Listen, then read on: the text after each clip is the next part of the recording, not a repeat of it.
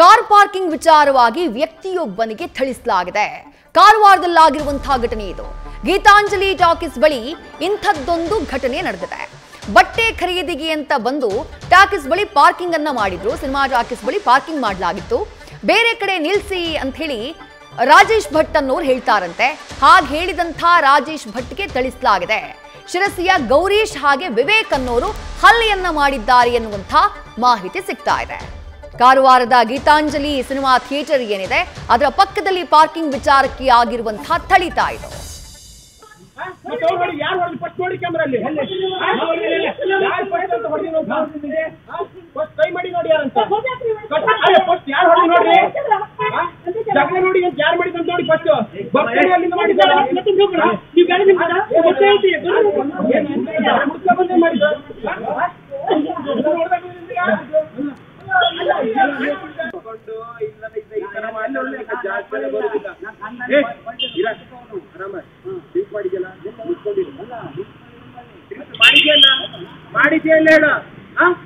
ಮಾಡಿದ್ಯಲ್ಲ ಸುಮ್ಮನಿರೋ, ಜಾಸ್ತಿ ಮಾತಾಡ ಅಂದಲ್ಲ.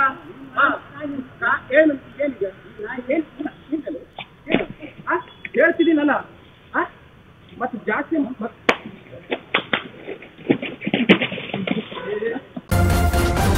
ನ್ಯೂಸ್ ಫಸ್ಟ್ ನಿರ್ಭೀತಿಯಿಂದ ನಿಮ್ಮ ಪರವಾಗಿ.